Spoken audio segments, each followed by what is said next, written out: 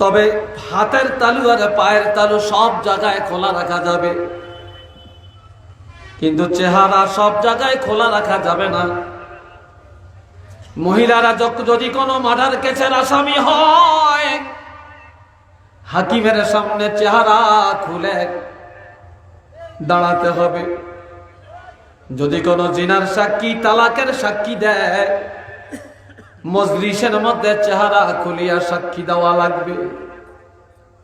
মহিলারা যদি হজের ইহরাম করে, তওয়াফের মধ্যে চেহারা খোলা রাখা লাগবে। যতক্ষণ ইহরাম করা থাকবে ততক্ষণ তাদের চেহারা খোলা থাকবে। আর মহিলারা যখন পাসপোর্ট করবে, সরকারি কোন নিয়ম নীতি কারণে চেহারা খোলা রাখবে। আপনি এক দেশ থেকে আরেক দেশে যাবেন, ইমিগ্রেশনে চেহারা খোলা রাখা লাগবে। এই ছাড়া যখন তখন মহিলারা চেহারা খোলা রাখার বিধান কোরআন হাদিসে নাই। মহিলারা হাত আর পাও সব জায়গায় খোলা রাখতে পারবে, কিন্তু চেহারা সব জায়গায় খোলা রাখার বিধান নাই। আর যাদের সাথে বিবাহ বসা হারাম, যেমন বাপ, আপন চাচা, মামা, ভাই, ভাগিনা, ভাতিজা, ছেলে, ছেলের নাতি, বোনফুত, ভাইফুত, যাদের সঙ্গে বিবাহ হারাম, এদের কাছে মহিলারা চেহারা খোলা রাখতে পারবে। কিন্তু যাদের সাথে মহিলাদের বিবাহ শরীয়তে জায়েজ আছে, এমন পুরুষের কাছে মহিলারা চেহারা খোলা রাখিয়া যাওয়া হারাম। ব্যাখ্যাটা বুঝছেন কি? হে বন্ধুরা রে আমার, আর এই পর্দার বিধান মানে তারাই যাদের ঈমান আছে। পর্দার বিধান তারা মানে না যারা মুনাফিক, যারা ফাসিক, যাদের ঈমানে লড়র ফডর, তারা পর্দা মানে না, বরঞ্চ তারা পর্দার এগেইনস্টে ফতোয়া জারি করে। কথা ঠিক কিনা বলেন? বন্ধুরা রে আমার, আমার নবী বিবিদের সাথে কথা বলেন। একজন অন্ধ সাহাবী যার নাম আব্দুল্লাহ ইবনে উম্মে মাকতুম। এই অন্ধ সাহাবী হওয়ার পর তিনি ছিলেন হাফিজের, হাদিসের হাফিজ। সুবহানাল্লাহ, আল্লাহু আকবার কন্যা। তিনি হাদিসের হাফিজ ছিলেন। এই আব্দুল্লাহ ইবনে উম্মে মাকতুম নবীর দরবারে আসতেছে। নবী বললেন, ও বিবিরা, তোমরা আড়ালে চলে যাও। বলে কেন? ওই দেখো অন্ধ সাহাবী আসতেছে, পর্দা করা ফরজ। উম্মাহাতুল মুমিনিনরা জবাব দেন, ইয়া রাসূলুল্লাহ, কি কারণে আমরা আড়ালে যাব? এই সাহাবী তো চোখে দেখে না, পর্দা করার প্রয়োজনটা কি? নবী বললেন, সাহাবী চোখে দেখে না, তোমরা তো চোখে দেখো, কাজেই তোমাদের চোখ আছে, তোমরা তাকে দেখো। এই জন্য তোমরা তোমাদের চোখের হেফাজতের জন্য আড়ালে চলে যাও।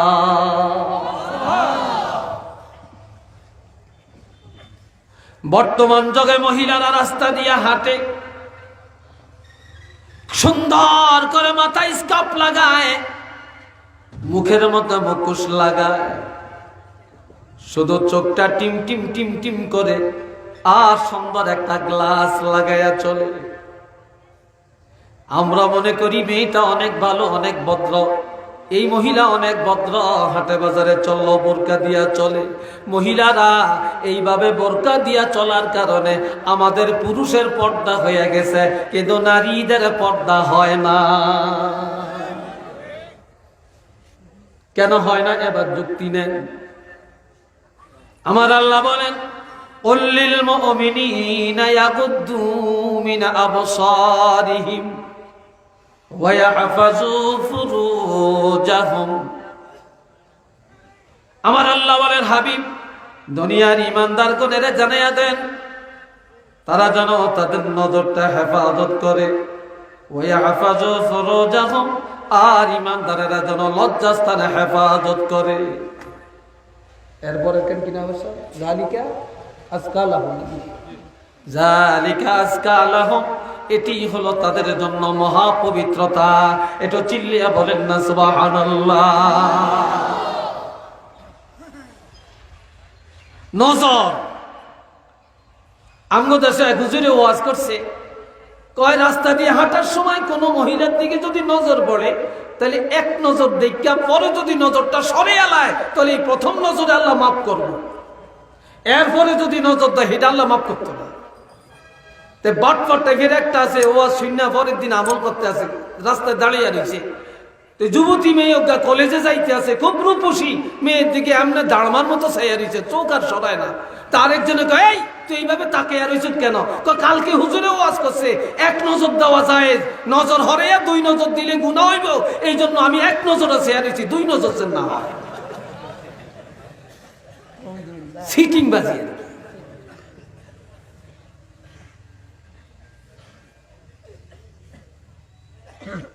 এরপরে আমার আল্লাহ বলে, কুল্লিল মুমিনাত,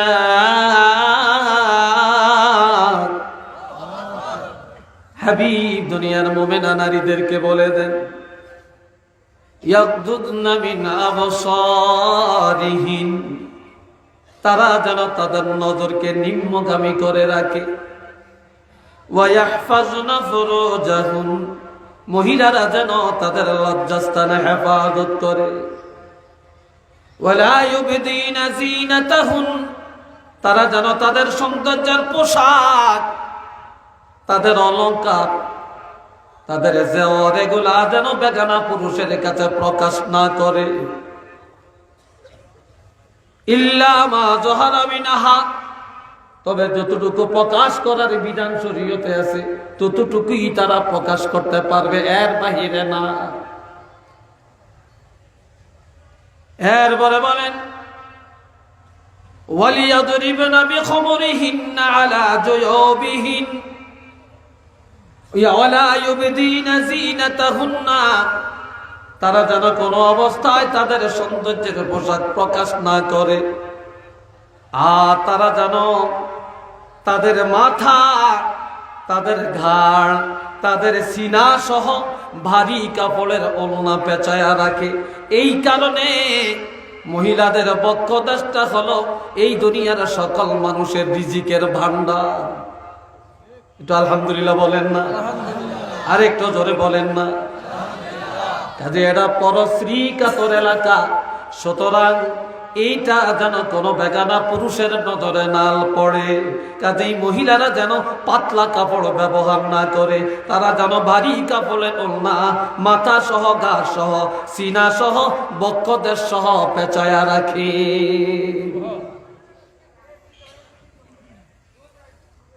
আমার নবী বলেছেন, কোন মায়েরা যখন সন্তানের দুধ পান করাবে একান্ত গোপনে করাবে, অন্য কোন বেগানা পুরুষের নজর যেন মায়ের বুকের প্রতি না পড়ে। কোন মা সন্তানের যখন দুধ পান করায় আর অন্য পুরুষের নজর যদি তখন মায়ের বুকে পড়ে, তখন ওই দুধ পান করলে ওই সন্তান মা বাপের নফরমানা হবে, ওই সন্তান বেহায়া হবে, নির্লজ্জ হবে, এই দুনিয়ায় তার শরম থাকবে না। এটা নাউজুবিল্লাহ বলেন না?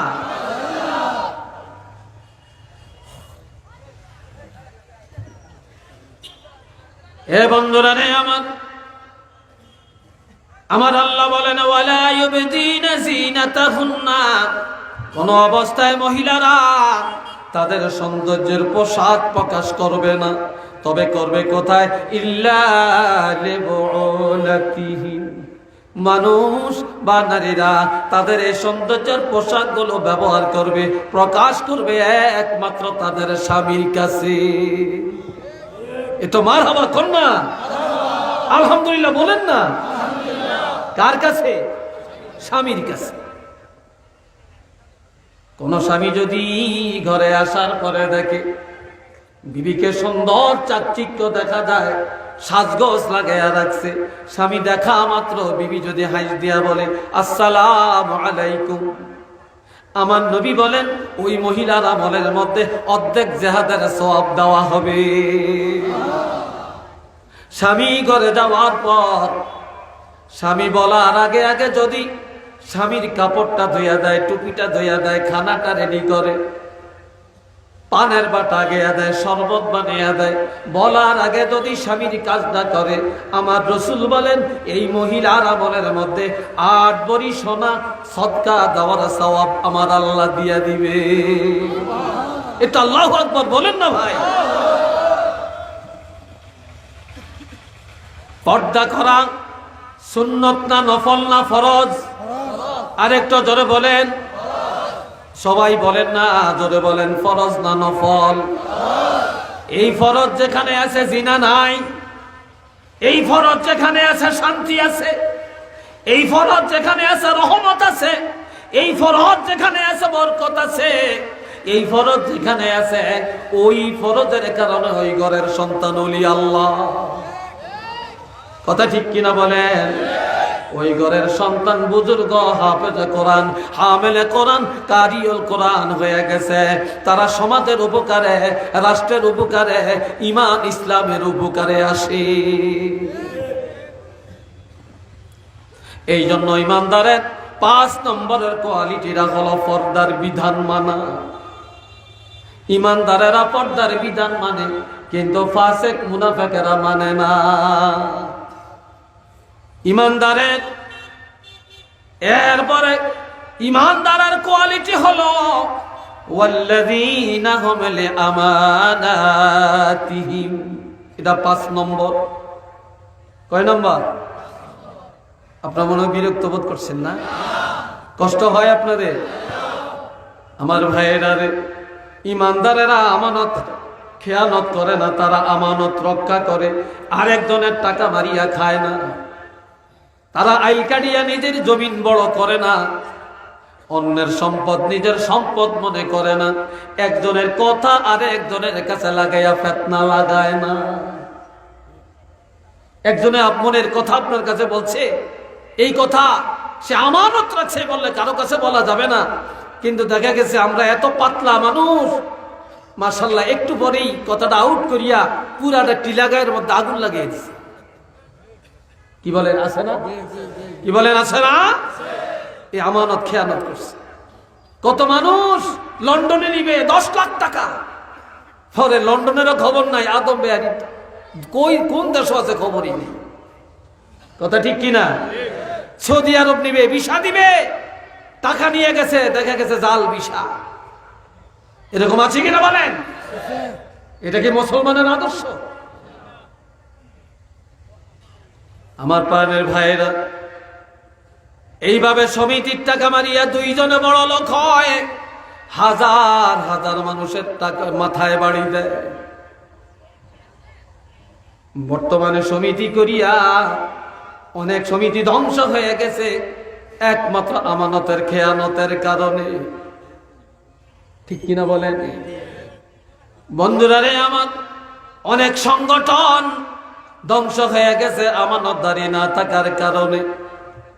তবে দোয়া করি, এই আসহাবে বদরিন কাফেলা 313 জনের কাফেলা, এটা বদরি কাফেলা, আল্লাহ যেন এই কাফেলাকে কবুল করে, এই কাফেলার প্রত্যেকের অন্তরে ইখলাস পয়দা করে, ইখলাসের সাথে যেন সবাই দায়িত্ব পালন করতে পারে। একটু চিল্লিয়া বলেন না আমিন। আরেকটু যখন আমিন। কিয়ামতের ময়দানে প্রথম কাতারে যারা জান্নাতে যাবেন, আমার নবীজি বলেছেন আমানত রক্ষা করার কারণে যারা আমানত রক্ষা করেছে তারাই প্রথম কাতারে জান্নাতে যাবে।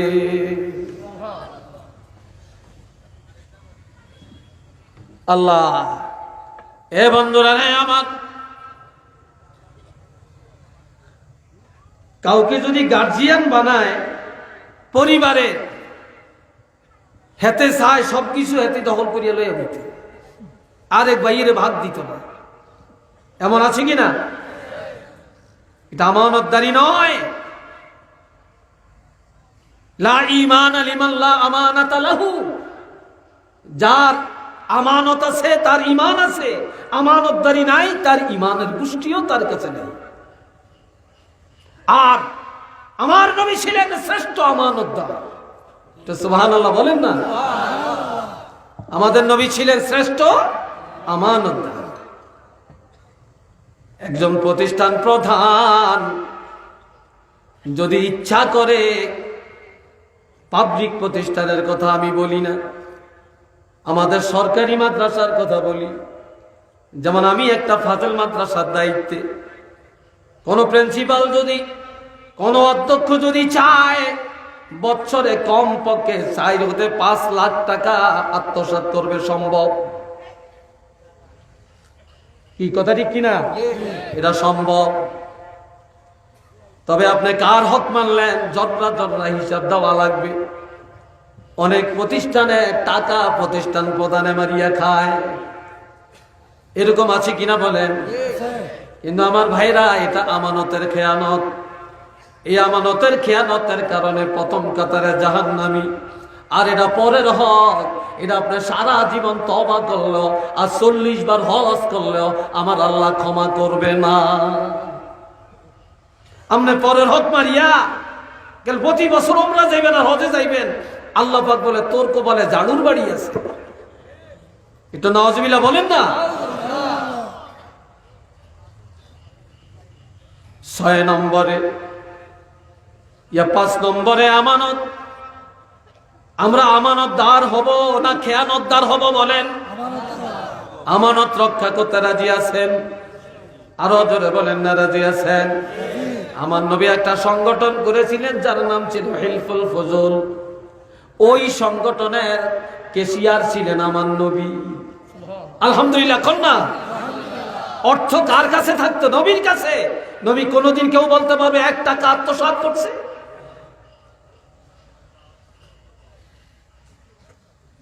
আমার প্রাণের ভাইয়েরা, 6 নম্বরে ওয়াহদিহিম রাউন। ইমানদারেরা ওয়াদা খেলাফ করে না, ওয়াদা রক্ষা করে। আমার নবী বলেন মুনাফিকের আলামত 3টি। আয়াতুল মুনাফিকে সালাসাতুন। মুনাফিকের আলামত 3টি। জাদাল মুসলিম, ইমাম মুসলিম রহমতুল্লাহি আলাইহি একটু বাড়াইয়া বলছেন ওয়াইন সামা ওয়াইন সাল্লা, যদিও সে নামাজ পড়ে, যদিও রোজা রাখে, এই 3টা আলামত থাকার পরে সে মুনাফিক। 1 নম্বরে ইজা হাদ্দাসা কাযাবা, যখনই কোনো কথা বলে মিথ্যা কথা বলে, যখনই কোনো সংবাদ দেয় মিথ্যা সংবাদ প্রচার করে। 2 নম্বরে ওয়াইজা ওয়াদা আখলাফা, যখনই ওয়াদা করে খেলাপ করে। 1000-এর মধ্যে একজন পাওয়া যাবে না ওয়াদা রক্ষাকারী মুসলমান। কথা ঠিক কিনা বলেন? একজন পাওয়া কঠিন। লেনদেনে ওয়াদা নাই, বেচা কিনায় ওয়াদা নাই, রাজনীতির ময়দানে ওয়াদা নাই। এই জন্য আমাদের একজন কবি বলছিলেন, আন্ডা বাচ্চা দিবি বলে মুরগি খাইলি গোলার ধান, আন্ডা বানা বাচ্চা বানা মুরগি তুই বড় না ফরমান। নির্বাচন যখন আসে, মেম্বার সাহেব বলে আপনাদের বাড়ির দরজা পাকা করিয়া দিব। এই রাস্তায় আর বাঙ্গা থাকবে না, হেলিকপ্টারের মতো গাড়ি নিয়ে যাইতেন পারবেন। তারপরে 6 ভারিয়া কাঠের মধ্যে কাঠ দিব, গরিবের টাকা খাবো না, বিচার করিয়া টাকা খাবো না। চেয়ারম্যান সাহেব বলে আমার কোনো কিছুর আশা নাই, একটু জনগণের সেবা করার সুযোগ দেন। এখন বোর্ডে পাশ করার পরে জনগণের সেবা না, এখন জনগণের সেবা করে বাড়িয়ে। কথা ঠিক কিনা? এমপি সাহেব বোর্ডে পাশ করার জন্য বলে চিন্তা করবেন না, এই কুলাউড়া থানার মধ্যে কোনো কাঁচা রাস্তা থাকবে না, ব্রিজ ছাড়া থাকবে না, কোনো গরিব থাকবে না, শিক্ষা প্রতিষ্ঠান সব করিয়া দিব, সব ঠিক হয়ে যাবে। এখন মাশাআল্লাহ ঢাকা শহরের থেকে আর বাড়িতে আসে না। এখন এমপি সাহেবের কাছে যাইতে হলে 1000 নেতারে ধন্না ধরিয়া যাওয়া লাগে। কথা ঠিক কিনা বলেন? এই জন্য বলেন আন্ডা বাচ্চা দিবি বলে মুরগি খাইলি গোলার ধান, আন্ডাওয়ানা বাচ্চাওয়ানা মুরগি তুই বড় না ফরমান। ডিম দিব, বাচ্চা দিব, এই জন্য গোলার দান খাওয়াইছে। এখন যখন গোলার দান শেষ হয়ে গেছে, ডিমেরও খবর নাই, বাচ্চারও খবর নাই। এই জন্য মালিক বলে, মুরগিরে তুই বড় নাফরমান। কথা ঠিক কিনা বলেন? আজ মুসলমান আছে, মুসলমানই নাই। ইমানদার আছে, ইমানদারি নাই। কথা ঠিক কিনা বলেন? এই জন্য আমার নবী বলছেন, লা ইয়াবকাল কুরআনা ইল্লা রাসূল। এমন একটা সময় আসবে কোরআনের কিছু বাকি থাকবে না, থাকবে শুধু রসম। ওয়ালা ইয়াবকাল কুরআনা ওয়ালা ইয়াবকাল ইসলাম ইল্লা ইসমু। ইসলামের কিছুই থাকবে না, থাকবে শুধু নাম। আমরা মুসলমান, এই নামটা আছে, হাকিকতে মুসলমানই নাই। মুসলমানের মুসলমানি যখন থাকে তখন জমিনে গজব আসে না। মুসলমানের চরিত্র যখন ইহুদি নাসারার মতো হয়ে যায়, মুসলমানের আদর্শ যখন ইহুদি নাসারার মতো হয়ে যায়, মুসলমান যখন ইহুদি নাসারার সাথে হাত মিলিয়ে চলে, তখন এই করোনা ভাইরাস, তখন এই ডেঙ্গু জ্বর, তখন এই মহামারী, তখন এই খোদার গজব একটা একটা করে জমিনে আসে।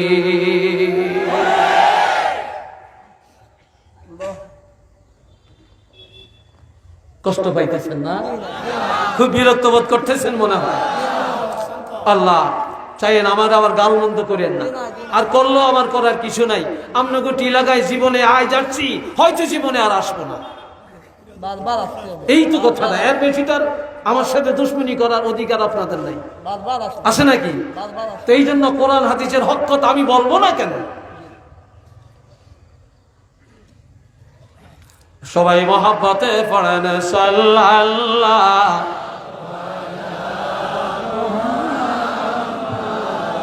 সাল্লাল্লাহু আলাইহি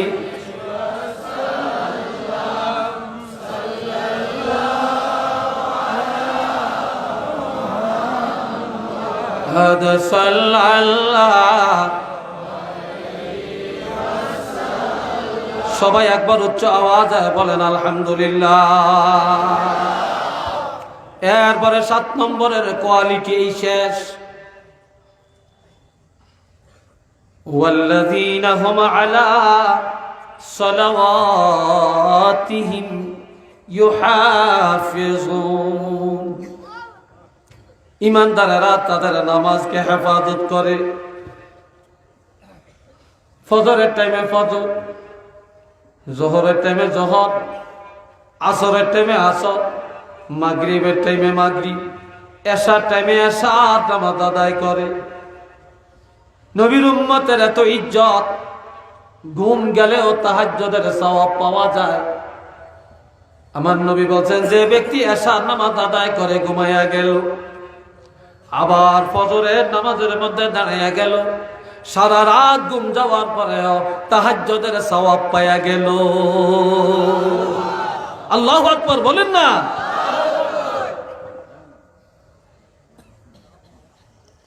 আমার নবীর সাথে জড়াইয়া জান্নাতে যাইতে চাই কিনা? আরো জোরে বলেন। এটা 2 হাত তুলে দেখাবেন।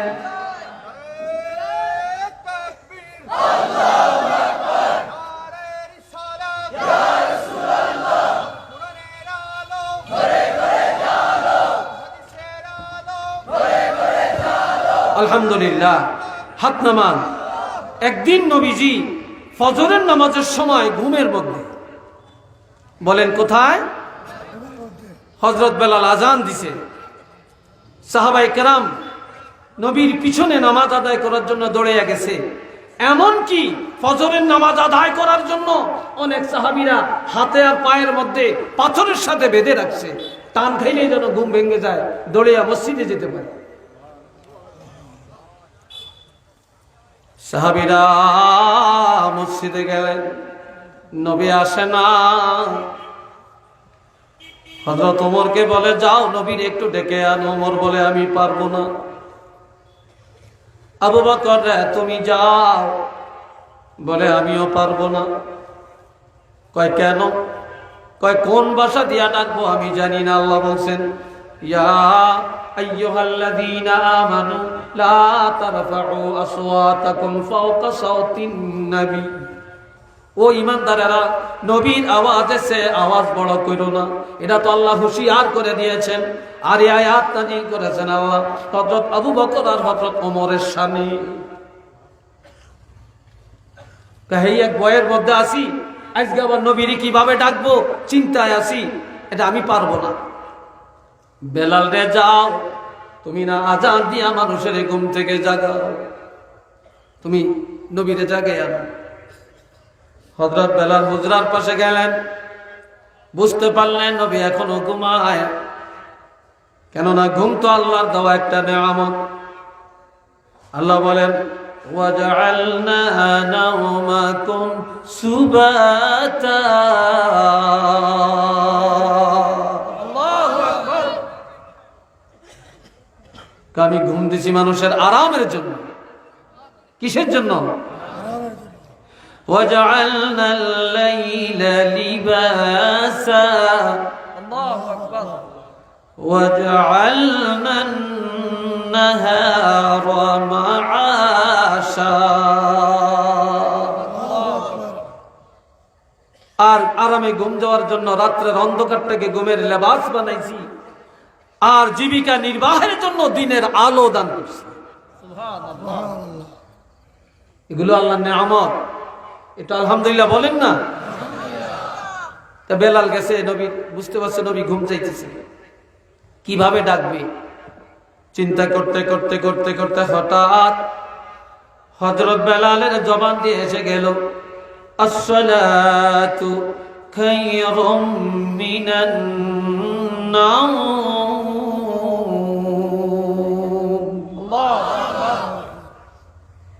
অর্থ কি? ঘুম থেকে নামাজ শুধু উত্তম, অতি উত্তম। ঘুম থেকে নামাজ অতি উত্তম। এটা তো আখিয়ারুনের ওজনে ইসমে তাবজিল। এখন বললো, যখন বলছি ঘুম থেকে নামাজ অতি উত্তম, নবী আওয়াজ পেয়ে ঘুম ভেঙে গেছে, ওযু করে মসজিদে চলে গেছেন, নামাজের ইমামতি করলেন। বেলালে আজকে ডরে ভয়ে একেবারে পিছনের কাতারে। নবী জানি কি ডাকে, কি বলে? নবী সালাম ফিরে বলে বেলাল, বেলাল কোথায় রে? আয়, আমি রাসূলের বুকে। হযরত বেলাল নবীর কাছে আসলেন। আমি রাসূল জীবনে এত মধুর বাণী আর কারো কাছে শুনি না, এই প্রথম তুমি এত মধুর বাণী শুনাইলা। বেলাল রে, কার কাছে পাইলা? কে তোমারে শিখাইল? হযরত বেলাল বলে ওমরে যায় না, সিদ্দিক আকবর আপনাকে ডাকতে যায় না, ও নবী সবাই আমাকে পাঠায়, আমি কিভাবে ডাকবো? চিন্তা করতে করতে হঠাৎ আমার জবান দিয়ে কথাটা বের হয়ে গেল। আমি আল্লাহর কসম করে বলতে পারি, কিভাবে বের হলো আমি বেলাল অনুভব করতে পারি না। এটা আল্লাহু আকবার বলেন না?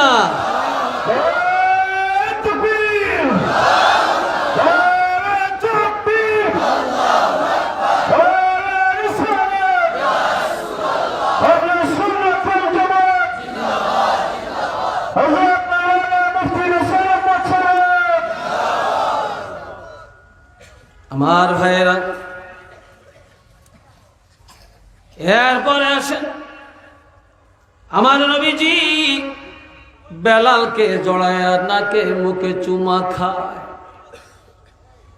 নবী বললেন বেলাল একটা কথা। কি গো নবী? বলে বেলাল রে, তুমি তো সুন্দর সুন্দর করে আজান দাও, তবে তোমার মুখ দিয়া যেই কথাটা আল্লাহ বের করলেন, এই কথাটা আজানের মধ্যে লাগাইয়া দাও। সুবহানাল্লাহ, আরো জোরে সুবহানাল্লাহ, আর একটু জোরে। এখন থেকে আর ফজরের আজানে এই কথা বাদ দেওয়া যাবে না রে। ফজরের আজানের মধ্যে এটা লাগাইয়া দাও। শুরু হয়ে গেল, এখনো চলছে, কিয়ামত পর্যন্ত চলবে। নবীজি সাহাবী করে ডেকে বললেন, সাহাবীরা রে, হযরত বেলাল যেভাবে আমি রাসূলের বুকে জড়ানো, তোমরা এভাবে আমি রাসূলের বুকে জড়াইয়া জান্নাতে যাইবানি। সবাই উদাত্ত কণ্ঠে বললেন, ইয়া রাসূলুল্লাহ, আমরা তো এভাবে জান্নাতে যেতে চাই। নবী বলেন, 5 ওয়াক্ত নামাজ আদায় করো, নামাজের হেফাজত করো।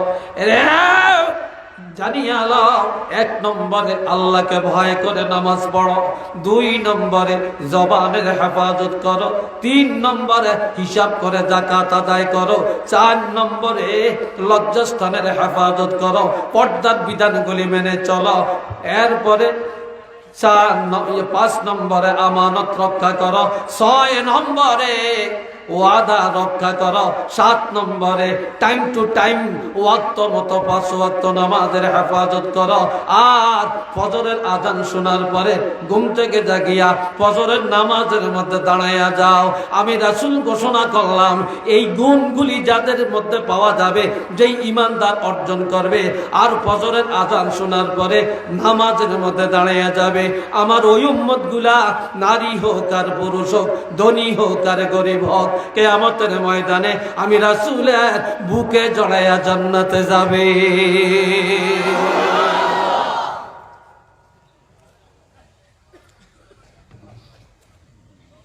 নবীরে চাই, নবীর পাগল। যা করলে নবী পাওয়া যাবে, সে আমলের পাগল না। কি কথা ঠিক না? قال رسول الله صلى الله عليه وسلم من بطأ به عمله لم يسرع به نسب। আমার নবী ইরশাদ করেন, কিয়ামতের ময়দানে মুসিবতের দিনে যে লোকটা তার নফরমানির কারণে, গুনাহের কারণে নিজকে জাহান্নামী বানিয়ে দিবে, এমন লোকটা তার বংশমর্যাদার কারণে, পদমর্যাদার কারণে, অর্থের গৌরব দেখায়া কখনো জাহান্নাম থেকে নাজাত পাবে না। আমার আল্লাহর কাছে বংশের দাম নাই। আপনাদের এই টিলাগাঁও এলাকার একজন ধনী মানুষ যদি নামাজ আদায় না করে, যদি পরের মাথায় বাড়ি দেয়, পরের হক খায়, সুদের লেনদেন করে, বলেন তো এই ধনী লোকটার ইজ্জত আল্লাহর কাছে আছে কিনা? মনে হয় আছে। আর একটু আওয়াজ দিয়া বলেন, আছে কিনা? এই টিলাগাঁও এলাকার একটা গরিব মানুষ খেটে খায়, রিক্সা চালায়, মানুষের দোকানে মিসিয়ারি করে, পরের জমিনে কাজ করে খায়, বদলা কামলা দেয়। এমন অসহায় গরিব মানুষটা যদি হালাল পথে কামাই করে, 5 ওয়াক্ত নামাজ আদায় করে, সত্য কথা বলে, নবীর সুন্নতের আমল করে, আপনারা বলেন এই অসহায় গরিব মানুষটার ইজ্জত আমার আল্লাহর কাছে আছে কি?